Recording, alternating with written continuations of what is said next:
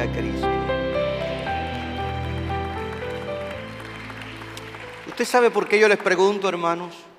Porque hay mucha gente en las iglesias, sin ofensa, sin ánimo de ofender, que siguen una denominación, que siguen a un ministerio, a un predicador, a un apóstol, a un profeta o profetisa. Pero la Biblia me enseña que a quien debo seguir es a Cristo. Reconozco el ministerio, reconozco el talento, pero jamás puedo sustituir a Cristo por ministerios, por hombres, talentos o denominaciones. Cristo tiene que ser el centro de nuestra vida. Hoy quiero hablarte bajo este lema: desea para ti lo que admires de Jesús. Desea para ti lo que admires de Jesús. Amén. Gloria a Dios. Desea para ti lo que admires de Jesús. Hace unos 2 años les prediqué acerca de la necesidad de admirar a Jesús. Hoy retomo el tema, amado hermano, porque entiendo que es urgente saber y estar conscientes y advertidos de lo que la Biblia nos dice acerca de que el espíritu del anticristo está creando aceleradamente las bases para entronizar al anticristo al frente del último gobierno humano mundial. Y no podemos andar por este mundo como cristianos ignorando esa realidad, como si nada estuviera pasando, como que todo está bien. Satanás siempre ha tenido el propósito de anular los planes y propósitos de Dios con la humanidad desde el principio. Por eso la Biblia dice que es padre de mentira y engañador. Que el Señor lo reprenda. Pero en este último tiempo se ha empeñado el diablo en crear en la mente de la gente una idea falsa y tergiversada acerca de Jesús. De esta forma, diría que crea las condiciones para que acepten a su falso Cristo, que es el anticristo, quien haciéndose pasar por Cristo, se opondrá a Cristo en los últimos tiempos. Pero la Biblia declara en el libro de Apocalipsis que aparecerá el Cordero de Dios, el león de la tribu de Judá, montado en el caballo blanco, y derrotará al anticristo, al falso profeta y al dragón, y establecerá su reino eternamente y para siempre. De ahí, hermanos, entiendo, comprendo, siento la pasión y la necesidad de tener un concepto claro de quién es Cristo y lo que representa para su iglesia. Satanás sabe, hermanos, que el concepto que tú y yo tengamos de Cristo y de la Biblia determina nuestra relación personal con Él. Nuestra dependencia de Dios está en correspondencia con el concepto que tú y yo tengamos del Señor. Si para nosotros Dios es algo nebuloso, algo que es la tradición cultural de nuestros ancestros, que mi abuelita, que mi papá, que mi mamá, y tengo como una herencia cultural, nada ocurrirá. Pero cuando entiendo que Jesús es más que una herencia cultural, es el Salvador, es el Redentor, es quien murió, resucitó y se sentó a la diestra del Padre, entonces mi relación con Dios es diferente. Mi compromiso, mi sentido de pertenencia es diferente. Alguien dijo, hermanos, una gran verdad sobre la cual yo quiero reflexionar contigo. Dime lo que admiras en el otro y te diré lo que deseas para ti. Dime qué admiras en el otro, en la otra persona, y te diré lo que deseas para ti. Y cuando leí este pensamiento en mis estudios, me hizo reflexionar. Porque si como cristiano yo no admiro a Cristo, yo no admiro su obra, nada me atrae y nada me inspira de la vida de Jesús, entonces, ¿qué estoy deseando para mí y para mi familia? ¿Qué estoy deseando para mí como cristiano? Si nada admiro de Jesús, si nada me inspira, si nada me motiva, si nada me hace pensar en Cristo, ¿qué entonces deseo para mí de acuerdo a este concepto? Así que mientras meditaba y reflexionaba y oraba al Señor, yo entonces hice una reflexión interna, muy personal, y me pregunté a mí mismo, ¿mi admiración por Cristo me lleva a desear ser como Él? ¿Es Cristo para mí más que un púlpito, más que un traje, más que una corbata? ¿Cristo realmente para mí alguien a quien admiro? Mi admiración por la vida y ministerio de Cristo es lo que yo también deseo para mi vida y para mi familia. Mi admiración por la vida y ministerio de Cristo es lo que yo también deseo para mi vida y para mi familia, para mis hijos. No hay mayor satisfacción que ver cómo la vida de Cristo se hace realidad en nuestra familia. Y entonces llegaba a este punto en el que quiero hacerte reflexionar. ¿Te has preguntado alguna vez en la vida qué admiras de Cristo? ¿Qué admiro de Jesús? ¿Te has puesto alguna vez a preguntarte qué me llama la atención de Jesús? ¿Qué tengo que admirar de Cristo? O leo los evangelios como si estuviera leyendo una historieta. O cuando leo los evangelios estoy pidiéndole al Espíritu Santo que me haga entender la verdad que ahí está revelada. Y me haga ver en Jesús más que una figura histórica como nos la quiere vender el humanismo. Más que un héroe. Jesús es el Redentor. No murió como un héroe, murió como Redentor y Salvador de la humanidad. Así que yo apenas voy a resaltar, mire, dos aspectos de la vida de Jesús que al menos a mí me ha cautivado. Y voy a usar estas dos, porque estamos viviendo tiempos en el que el amor se ha ido enfriando.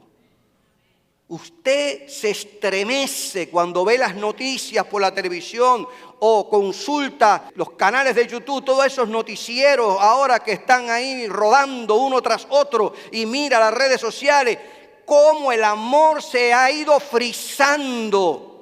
Padres contra hijos, hijo contra padre, la gente es una cosa horrible, hermanos. La gente solo piensa en sí y no en los seres humanos.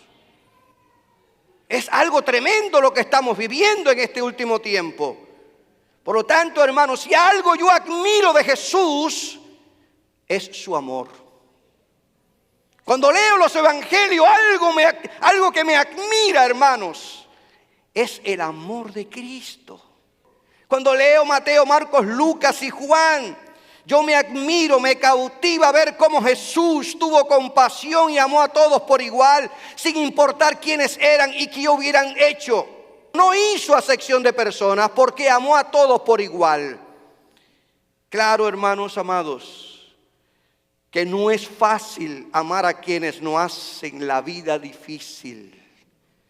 Cuando sabes que por delante son una cosa y por detrás son otra, que denigran tu persona y tu imagen, que menosprecian a tu familia y el ministerio al cual Dios te llamó, pero Jesús nos modeló un estilo de amor desinteresado, un amor ágape, un amor de todas maneras. Y esa es mi oración, Señor, ayúdame a entender que debo amar aunque a la gente le moleste la forma como hable, aunque haya gente que no quisiera ni oírme ni verme, pero enséñame a amar como tú amaste. Jesús amó a Judas Iscariote, el discípulo que lo traicionó con un beso y lo vendió por 30 monedas de plata. Jesús no dejó de amar a Pedro porque negó 3 veces que lo conocía y le ratificó el llamado después de haber resucitado. Jesús amó a los discípulos que lo abandonaron en el huerto de Getsemaní cuando llegó aquel grupo de soldados romanos y guardias del templo para llevarlo preso, arrestarlo. Incluso, hermanos, el amor de Jesús fue tan puro y real que colgando de la cruz, dicen los evangelios, que Jesús oró por los verdugos que lo crucificaban y le dijo: Padre, perdónalos porque no saben lo que hacen.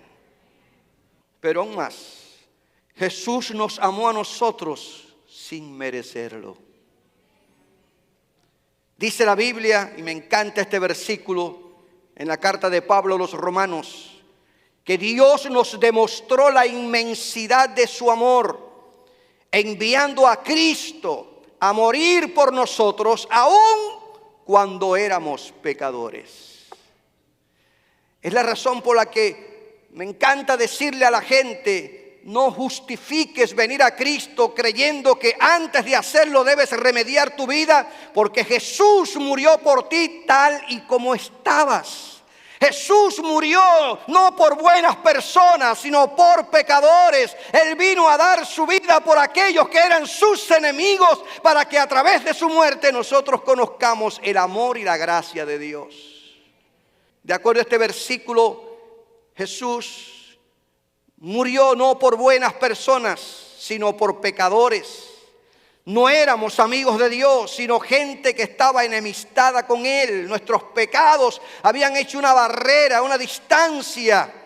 Y Jesús vino en obediencia al Padre, hermanos, a morir en una cruz para demostrar sin lugar a dudas que Dios es amor. Y Cristo nos salvó y reconcilió con Dios por medio de su muerte y resurrección.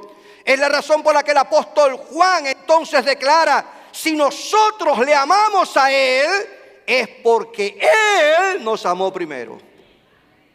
No merecíamos el amor de Dios. Hay quien se engaña, hermanos. No éramos merecedores del amor y la gracia de Dios, pero el amor de Dios se manifestó en Jesús para revelar que el Señor intenciona restaurar relación entre sus criaturas. Entonces, si esto es así, no le puedo permitir al diablo que tergiverse esa imagen de amor de Jesús en mi vida. No le puedo permitir a Satanás que venga a confundirme y a dejar que ideas perturbadoras me lleven a dudar del amor y de la bondad de Dios, como lo hizo con Eva. Así que Dios le dijo que no comieran ninguna fruta y Eva le dijo: no. Él nos dio permiso para que comiéramos de todas, excepto del que estaba en el centro del huerto. El problema es que Él sabe, fíjate, el problema es que Él sabe. Mire cómo tergiversa la palabra para confundir, cómo Satanás tergiversa. El problema es que Él sabe que el día que ustedes coman, ustedes serán como Él, conociendo el bien y el mal, no van a morir. Y Satanás viene a sembrar dudas de la bondad de Dios en tu vida y en la mía, haciéndonos creer que de veras ya Dios no te ama, ya Dios no te quiere. Mentira de Satanás. Reprende al diablo, expulsa de tu mente y tu corazón todas esas ideas, hermanos. Porque es que en la iglesia no me atienden, porque la iglesia es la vía en que Dios manifiesta su gracia y misericordia. Pero Dios, a pesar de que la iglesia no te respalde, Dios no te va a dejar. Dios no te va a abandonar, Dios estará contigo. Yo no puedo permitirle a Satanás que siembre la duda de la bondad de Dios. ¿Cómo no me voy a admirar del amor de Cristo, hermanos? ¿Cómo voy a leer la Biblia y no me voy a admirar del amor del Señor? Admiremos e inspirémonos en la manera en cómo Jesús amó y ama y amará. Yo creo que lo que más necesito como cristiano no son aplausos, ni vítores, ni reconocimientos, aunque para algunos eso sea indispensable. Lo que más necesito, amar como Jesús me amó. Porque lo que admiro de Jesús, eso es lo que deseo para mí. Los aplausos se van, los vítores se van, Los reconocimientos pasan, como dice el Señor. Si lo que haces en la iglesia es para que te aplaudan y te den vítores y reconocimientos y títulos y honores, eso va a pasar. Lo que permanece es el amor. Lo que más deseo en mi vida es amar como Jesús amó. Porque me va a librar de resentimiento, de amargura, de tendencias a la venganza, de odiar. Porque el amor cubre multitud de pecados.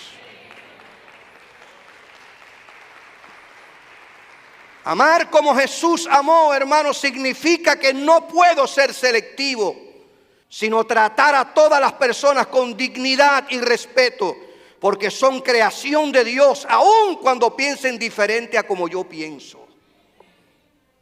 No puedo creerme de que todo el mundo tiene que pensar como yo, actuar como yo, adorar como yo, leer como yo, cantar como yo. Eso es un absurdo. Tengo que aprender a amarte a ti y que tú me ames a mí con nuestras diferencias. Porque somos un cuerpo. Amar como Jesús amó significa que debo preocuparme lo suficientemente por las almas de los demás para hablarles de la verdad de Cristo sin diluir el evangelio de Jesucristo que le puede salvar. Como Pablo le aconseja a Timoteo. Timoteo, los últimos tiempos vendrán engañadores, falsos profetas, falsos apóstoles y predicadores, pero tú eres un predicador del evangelio. Predica, traza la palabra para que la gente sea salva, porque se amontonarán gente para que les acaricien el oído con cosas buenas y positivas y que no sean confrontados con el evangelio. Pero predica a tiempo y fuera de tiempo. Hazles saber que en Cristo Jesús hay salvación. Y el amor de Jesús nos lleva a predicar la verdad, hermanos, a no diluir el evangelio, a no sincretizar el evangelio, a no relativizar el evangelio, sino a hablar la Biblia como está aquí, en su palabra. Amar como Jesús amó significa que debo perdonar, porque es imposible amar y orar por alguien a quien no perdonamos. Muy difícil que usted pueda orar por alguien a quien no ha perdonado. Muy difícil que usted pueda doblar sus rodillas y orar por alguien que todavía hay resentimiento, amargura y odio. Amar como Jesús amó significa que tengo que perdonar. Yo no puedo permitir que la falta de perdón me amargue la existencia y me impida disfrutar el fluir del Espíritu Santo. Que no me deje levantar las manos para adorar a Dios. De ahí el consejo apostólico de Pablo: no permitas que raíces de amargura infesten tu corazón. Ya basta de que estés culpando a mamá, a papá, a tu abuelo, a tus ancestros con lo que vives hoy. El que está en Cristo es una nueva criatura. Ya basta de justificarte en lo que hicieron ellos. Ahora la relación tuya con Dios es personal, hermanos. Es que lo que yo vivo hoy fue fruto de ese padre injusto que me pegaba, que me machacaba la vida, no me dejó estudiar, no me dejó ir a la escuela, me hizo. Basta, perdona, hombre, mujer, para que disfrutes el amor de Dios. Suelta esos lazos de historia, porque en Cristo ya tú eres una nueva creación. Amar como Jesús amó, hermanos amados, significa que el mundo sabrá que somos de Cristo por el amor que nos tenemos los unos a los otros. Pero si el compañero de trabajo te oye hablando de un hermano de la iglesia, va a decir: a esa iglesia jamás yo voy. Si tu marido o tus hijas o tus hijos te oyen hablando en la casa del pastor o de alguien de la iglesia, esa gente va a decir: a esa iglesia yo no voy, ni me invites. Dice Jesús: la manera en que el mundo va a saber que ustedes son mis discípulos es que se amen los unos a los otros. Y el reto fue claro. Jesús sabía que Pedro era diferente a Andrés, aunque eran hermanos. Que Juan y Jacobo, aunque eran hermanos, eran diferentes. Sabía la tendencia de Tomás el incrédulo. Sabía lo calculador que era Felipe. Jesús sabía la diferencia que había entre los discípulos. Por lo tanto, el reto, Él sabe conscientemente que sí se puede hacer, porque nunca Dios nos demandaría algo que no pudiéramos cumplir. Y aquí el mandamiento que Jesús le dijo expresamente a los discípulos: les estoy dando un mandamiento nuevo, que se amen los unos a los otros. Ámense tal como yo los amé. Fíjense a quién pone como ejemplo. No dice ámense como Moisés, el dador de la ley, los amó. Ámense como Josué, el gran conquistador de la tierra, los amó. Ámense como el rey David. No, ámense como yo los amé. Ustedes han experimentado mi amor, y yo quiero que la medida del amor de ustedes sea el amor con que yo les amé. Todo el mundo se va a dar cuenta de que ustedes son mis seguidores si se aman los unos a los otros.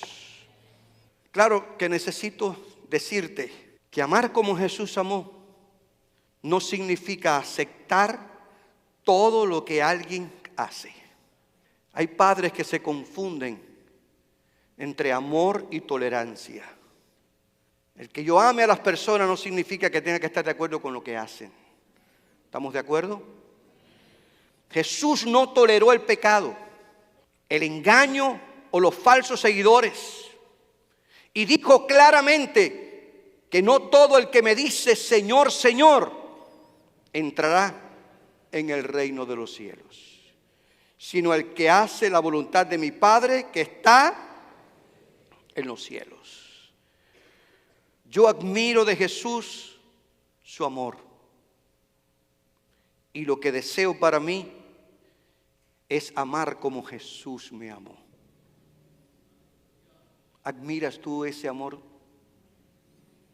¿Lo admiras de esa manera? Gloria a Dios. Ahora, cuando hicimos este viaje a Israel, que nos pasaron por la vía dolorosa, como en ese trayecto, después de haber sido flagelado Jesús brutalmente por los soldados romanos, se marca en el trayecto los lugares donde Él se cayó y no podía seguir con la cruz. Es impresionante llegar hasta la calavera, el lugar donde fue crucificado Jesús, todo ese trayecto. Y no cabe duda, hermanos, que los que conocemos la historia y predicamos de esta verdad, automáticamente tu mente se remonta a ese momento y tienes que decir: gracias, Jesús, porque lo que hiciste yo no lo merecía. Me amaste sin merecerlo. Hay que estar, hermanos, agradecidos de Jesús por la manera en que nos amó. Pero hay otro punto que yo quiero compartir contigo de lo que admiro de Jesús. No solo admiro su amor, sino yo admiro su humildad. Yo admiro su humildad. Sí, Señor. Durante su ministerio público, Jesús mostró la máxima expresión de un siervo humilde. Tomó una palangana con agua, se amarró una toalla a la cintura y lavó los pies a sus discípulos. ¿Alguno de los que estaban alrededor de él en la cena tuvo la iniciativa de hacerlo? Siendo el maestro, el rabino, el Señor, agarró una toalla, se la amarró a la cintura, agarró una palangana, le echó agua y le lavó los pies a sus discípulos. Somos muy dados, hermano, al orgullo, a la vanidad, a la arrogancia. Somos muy dados a andar con la cerviz erguida. Dios nos libre de esa vanidad de la vida. Cuando Jesús lava los pies a sus discípulos, en el momento en que podía haber sentido un orgullo supremo, según el Evangelio de Juan capítulo 13, usted lo puede allí corroborar, porque sabía que el poder y la gloria eran suyos. Jesús dio el más grande ejemplo de humildad. Su acción fue un vivo retrato de su autohumillación que todos sus discípulos debemos imitar. Él sabía, según aquí Juan nos lo dice, él sabía que el poder y la gloria eran suyos.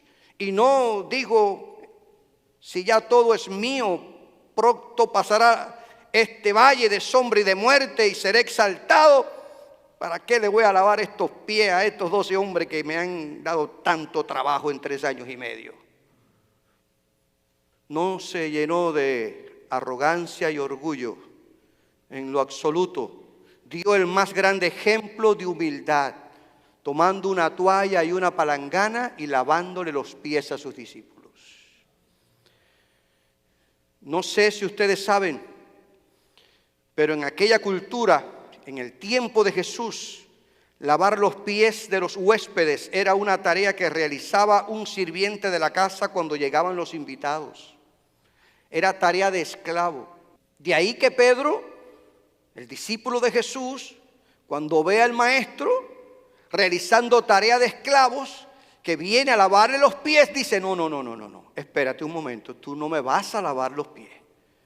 Todos los demás estuvieron muy resueltos y metieron los pies en la palangana y pero cuando llegó donde estaba Pedro, dice, pero espérate, como tú el rabino, el maestro, vas a lavarme los pies a mí. No, eso no cabe en mi cabeza.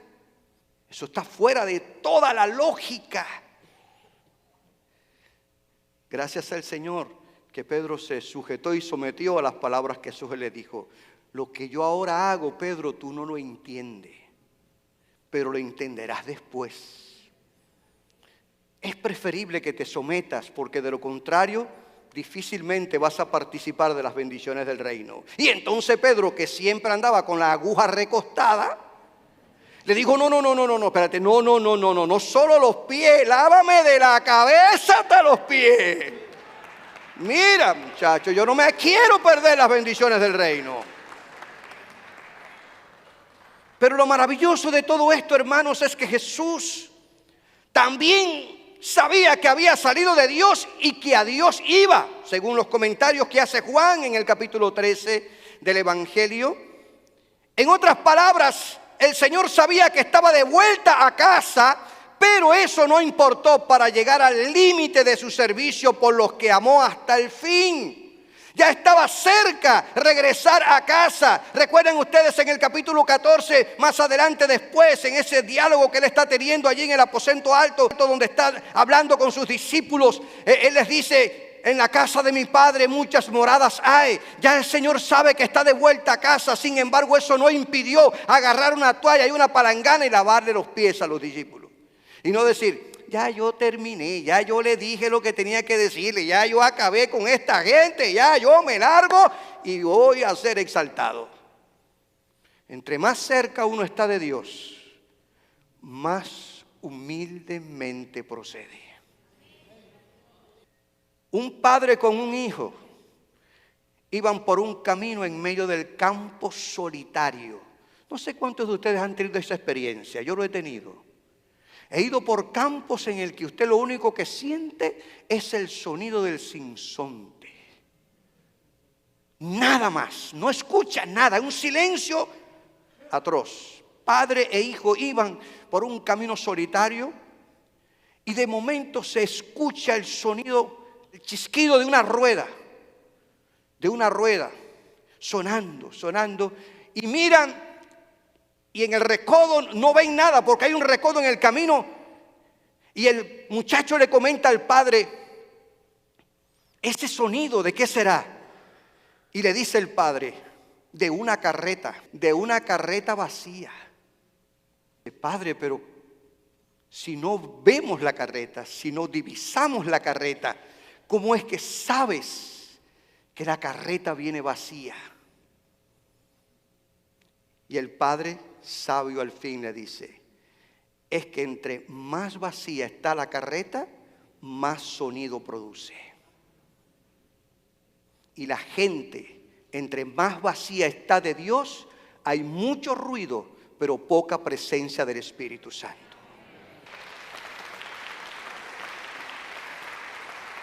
Cuando usted ve a alguien dándose golpes y golpes en el pecho,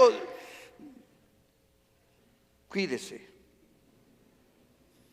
porque la carreta viene vacía. Jesús estaba ya al punto de regresar de vuelta a casa. Pero eso no impidió que él agarrara una palangana y le lavara los pies a sus discípulos. Jesús estaba consciente en ese momento en el que ellos están, en medio de la fiesta de la Pascua, que uno de sus discípulos lo traicionaría. Jesús sabía que uno le iba a traicionar. Ya Jesús sabía que otro le iba a negar. Y los demás, excepto Juan, lo abandonarían por un tiempo allí desde el huerto de Getsemaní. Pero en vez de resentirse o amargarse con sus discípulos, él fluyó con el amor que ellos jamás se imaginaron que Jesús le estaba otorgando. Yo pensaba, qué tan fácil y natural nos resentimos y amargamos por las ofensas, los insultos y las injurias que recibimos y hasta lo justificamos. Y no permitimos que el Espíritu Santo nos redarguya y nos reprenda. Y si algo yo admiro de Jesús y deseo para mí, es que el Señor enfrentó el peor desprecio y la más horrible deslealtad con la mayor humildad y con el amor más sublime. Porque en ese momento en el que está lavándole los pies a los discípulos, él sabe, y dentro de unos minutos usted lo puede leer ahí en el capítulo 13 del Evangelio de Juan, que uno de ellos lo iba a entregar. Sin embargo, estuvo dispuesto a lavarle los pies a los discípulos, a este Judas Iscariote, que lo entregaría con un beso, a Pedro, que estaría negando que lo conocía, y hasta maldeciría el que dijeran que estaba conectado con Jesús. Pero estuvo dispuesto, hermanos, a lavarle los pies, a pesar de que estaba consciente de lo que iba a ocurrir. Por lo tanto, a mí me impacta, me impresiona, me ministra ver la humildad de Jesús, porque como nos cuesta ser humildes y mansos. Y más en esta etapa de la vida en el que el humanismo nos está vendiendo un egocentrismo horrible en el que nosotros nos creemos la Coca-Cola del desierto. Por eso no puedo permitirle al diablo que tergiverse esa imagen humilde de Jesús en mi vida. No se lo puedo tolerar, no se lo puedo permitir, hermanos. Porque si el Hijo de Dios, encarnado en la persona de Jesús, estuvo dispuesto a asumir un papel de siervo, de esclavo, como seguidor de Cristo, que yo soy, debo estar también dispuesto de cualquier manera servir a Dios para que su nombre sea glorificado. No porque ya yo soy el pastor de la iglesia misionera y no puedo agarrar un vacuum para pasárselo a la plataforma. ¿Quién ha dicho que no puedo agarrar una escoba y barrer las puertas de la iglesia? Porque ya como yo soy, hello, ¿cuál es el problema? Entre más vacía está la carreta, hay mucho ruido, pero poca presencia de Dios. Hermanos míos, cuando seamos tentados a pensar solo en nuestra dignidad, prestigio, derechos y méritos, con el humanismo de hoy que nos está infestando con estas ideas, yo creo que debemos como cristianos volver nuestra mirada para admirar al Hijo de Dios, que con una toalla a la cintura y una palangana con agua se arrodilló ante cada uno de sus discípulos para lavarle los pies sin hacer distinción. Yo creo que no le dejó medio chueco los pies a Judas Iscariote. No hizo una calificación. No dijo, bueno, a Judas le voy a dejar los dedos, el dedo gordo ese del pie se lo voy a dejar así sucio como los tiene embarrado de polvo, porque este me va a negar. Pero Juan, que va a estar conmigo en la cruz, espérate, a este le voy a dar jabón y hasta perfume. No, a todos se los lavó por igual. ¿Dan gloria a Dios? Por eso, si algo admiro de Jesús y deseo para mí, es ser humilde como Él. Este acto de Jesús fue un desafío abierto a la cultura de su tiempo, porque la humildad se despreciaba en el mundo antiguo y se tenía como una señal de debilidad. Mire, amados hermanos, ¿qué rabino del tiempo de Jesús iba a lavarle los pies a sus discípulos? Jesús no estaba acomplejado, Jesús estaba seguro de quién era y a qué había venido. A la cultura de aquel tiempo antiguo, de aquel mundo antiguo, tenía la idea de que ser humilde era ser débil. Pero, gloria a Dios, Pablo también entendió esta verdad cuando le decía, quita de mí este aguijón. Y Pablo entendió que entre más débil, más fuerte, porque más dependía del Dios de los cielos. Porque más dependía de aquel de quien venía la gracia y la sabiduría. Y entre más humilde, más dependemos del Dios Todopoderoso, que honra a los humildes, que es excelso y atiende al humilde, mas al orgulloso, al soberbio, mira de lejos. Y si algo admiro de Jesús y deseo con todo el corazón para mí, se lo digo de veras, es que Jesús no temió perder su posición al lavar los pies de sus discípulos. Él estaba seguro de quién era y a qué había venido a la tierra. Yo creo que si aspiramos a ser cristianos de éxito y obtener resultados positivos en lo que hacemos para Dios, debemos ser humildes y sencillos como Cristo lo fue. No seamos tan difíciles. El propio Jesús nos retó a ser mansos y humildes como Él. Aprended de mí que soy manso y humilde. El apóstol Pablo, cuando escribe su carta a los Filipenses, en el capítulo 2, hace una descripción teológica tremenda acerca de la kenosis o acerca del vaciamiento o la humillación de Jesús. Y Pablo significa en esta carta, en este tratado teológico, que Jesucristo eligió humillarse en lugar de valerse de su poder divino para imponerse. Qué preciosas palabras, hermanos, encontramos en Filipenses capítulo 2 hablando acerca de la humillación de Jesús. Porque aunque era Dios, dice Pablo, no consideró que el ser igual a Dios fuera algo a lo cual aferrarse. En cambio, renunció a sus privilegios divinos.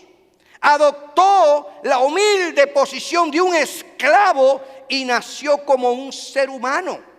Cuando apareció en forma de hombre, se humilló a sí mismo en obediencia a Dios y murió en una cruz como morían los criminales.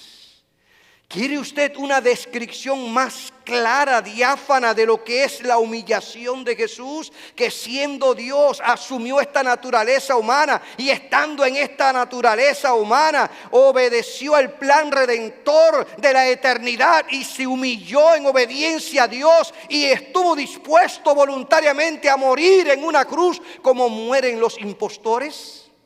¿Cómo no admirarse de la humildad de Jesús? ¿Cómo no levantar las manos y decir gracias, Cristo, porque tú me has dado el más grande ejemplo para ser un cristiano y una cristiana humilde? Pero lo más grande, hermanos, porque yo sé que lidiamos con caracteres diferentes, con temperamentos. Yo sé que lidiamos con esta naturaleza caída. Estamos lidiando con esta carne que tiende a lo malo. Pero lo importante de todo, y quiero dejarte claro, es que el Señor nos capacita. El Señor nos ayuda en nuestras debilidades. Dice el escritor de los Hebreos que por cuanto Él fue tentado en todo, es capaz de ayudarnos en nuestras debilidades. Es capaz de darnos la capacidad para lidiar con esta soberbia, con este orgullo. Esa humildad de Jesús se hace realidad a través de la obra del Espíritu Santo, a través de la manifestación de las características del fruto del Espíritu que produce en nosotros gozo, paz, mansedumbre, templanza, dominio propio, y hace de nosotros un cristiano y una cristiana que evidencian que el poder del Espíritu nos ha cambiado y nos ha transformado. Hay que ser honestos y sinceros con Jesús y decirle: Señor, estoy lidiando con David Zamora que ya me tiene al borde de colgarlo de un poste. Si no me ayuda, Señor, yo no sé cómo voy a ir adelante, pero aquí estoy. Quiero ser humilde como tú. Quita de mí toda soberbia y todo orgullo y toda vanidad. En definitiva, soy lo que soy por la gracia de Dios. Yo admiro de Jesús su humildad. ¿Tú lo admiras? Y lo que deseo para mí es ser humilde como Jesús lo fue. Les he hablado de esto, amados hermanos, porque en este tiempo Satanás quiere tergiversar el conocimiento que de Jesús debemos tener y verlo como una figura histórica y no como el paradigma de la iglesia. Me encanta la carta de Pablo a los Efesios en el capítulo 4, cuando él está hablando del ministerio quíntuple de Cristo a la iglesia. Apóstoles, profetas, evangelistas, pastores y maestros. Esos ministerios el Señor los adquirió en la cruz del Calvario para dárselo a la iglesia, para que la iglesia sea conformada a la imagen de Jesús. Dios no quiere conformarte a la imagen de Ronaldo ni de Messi. Dios no quiere conformarte a la imagen de Dante Gebel, ni tampoco de este ni del otro. Dios quiere conformarte a ti y a mí a la imagen de su Hijo. Para eso dio dones y ministerios, talentos, y Él equipó la iglesia para conformarnos a la imagen de su Hijo, hermanos. Les he dicho en otras ocasiones cuando dimos el estudio acerca del anticristo, que el presidente del Foro Económico Mundial, que radica en Davos,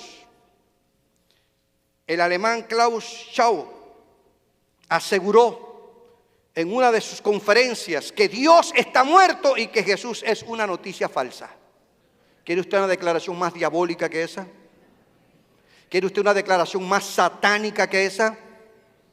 Incluso aseguró que ellos, el Foro Económico Mundial, han adquirido poderes divinos de creación y destrucción para gobernar la humanidad. Esta élite globalista, hermanos, le da cobertura a la Agenda 2030 de las Naciones Unidas y a otros proyectos más. Es cada vez más hostil contra Dios y el cristianismo. Intenta conscientemente suplantar a Jesucristo, por lo que ellos han denominado la nueva religión mundial que une a toda la humanidad para adorar en el altar de la ciencia del clima, el tecnocomunismo y la eugenesia. Eso es lo que significa que ellos tienen la autoridad para decidir el que ha de vivir y el que no ha de seguir viviendo, porque somos demasiado en el mundo, sobra la gente. De ahí los programas de aborto, eutanasia, apoyo a la ideología de género para seguir evitando la procreación y todos esos proyectos más diametralmente opuestos a los designios de Dios. Y usted como cristiano no puede estar ajeno a esa realidad. Satanás sabe que el concepto que el cristiano tenga de Cristo y de la Biblia definen la solidez de su fe y la permanencia en la verdad del Evangelio. Por eso yo te hablo de Cristo. Porque en las redes sociales te hablan de toda esta otra cosa, de la Agenda 2030, Avatar 2045 y todos esos proyectos que no son más que engendro de Satanás y son instrumentos al final que han de cumplir los planes y propósitos de Dios. Pero tú y yo como iglesia tenemos la meta de ser luz y sal de este mundo. No podemos dejar de brillar en medio de un mundo que cada vez más se convierte en ateo, globalista, contrario a Dios. Tú y yo tenemos la verdad del Evangelio y tenemos que orar y clamar para no doblarnos ante los baales de este mundo. Por eso una de esas estrategias del diablo por medio de todos estos programas globalistas es que la gente aparte su mirada de Jesús para que se centren en ellos mismos, haciéndoles creer que son dioses, que pueden cambiar los designios y destinos de la humanidad y de la historia y que no necesitan del Dios de la Biblia. ¿No los ha oído ya usted ahí, esta nueva generación? Yo no necesito ni a Dios, ni a la Biblia, ni a la iglesia, ni oír a ese pastorcito ahí. Ya yo me gano mi plata y me manejo como yo quiera. Ese espíritu de rebeldía está siendo alimentado por el espíritu del anticristo. Iglesia, en el amor de Cristo, con todo respeto, no dejes de admirar a Jesús, por favor. No dejes de admirar a Jesús. Porque cuando lo dejas de admirar, lo dejas de amar. Porque cuando lo dejas de admirar, deja de ser para ti tu referente principal para lo que deseas alcanzar en la vida. Porque lo que admira de Jesús es lo que tú deseas para ti y para tu familia. No vivamos un cristianismo barato, nominal. Entendamos que necesitamos comprometernos con Cristo y su evangelio. No vamos a permitir que la indiferencia y la apatía, el orgullo y la vanidad de la vida aparten nuestra mirada de Jesús cuando hay una advertencia tan clara y certera en la carta a los Hebreos, capítulo 12, versículo 2. Puesto los ojos en el autor y consumador de la fe, en Jesucristo. La vida pasa, pero Cristo permanece para siempre. Si admiras de Cristo su amor y su humildad, lo vas a desear para ti también. Dime lo que admiras de Jesús y te diré lo que deseas para ti como cristiano. ¿No te has puesto a reflexionar en eso? ¿Qué admiro de Jesús? ¿Qué me fascina de la vida de Jesús? ¿Qué me llena? No sé si tú has tenido esa experiencia de estar leyendo los evangelios y has tenido que llorar. Ver la manera en cómo Jesús trata a las personas, la forma en cómo proyecta su enseñanza. ¿Qué admiras de Jesús? Dime lo que admiras de Jesús y te diré lo que deseas para ti como cristiano. Yo creo, hermanos, que seguir a Jesús es confiarse a Él para siempre. Es seguir sus pisadas resueltamente. Es salirse de sí mismo para concentrarse en Él. Es decir, Señor, yo quiero que tú seas el eje sobre el cual gire mi vida. Mi familia, mi hogar, mi casa, mi economía, mi finanza, mis proyectos. Yo quiero que tú seas el centro de mi vida. He decidido seguir a Cristo. ¿A quién tú has decidido seguir? ¿A quién tú estás siguiendo? Jesús a todos los que vinieron a Él le dijo: toma tu cruz. ¿Y qué? Y sígueme. Renuncia a todo aquello que pueda distanciarte, separarte, aislarte de mí. Y conviértete en un seguidor. El discípulo es el que se compromete. El creyente anda a distancia. El discípulo es el que tiene sentido de pertenencia. El creyente nunca se compromete. Hagámonos seguidores y discípulos de Jesús. El mundo necesita una iglesia comprometida. Enamórate de Jesús. Admira a Jesús.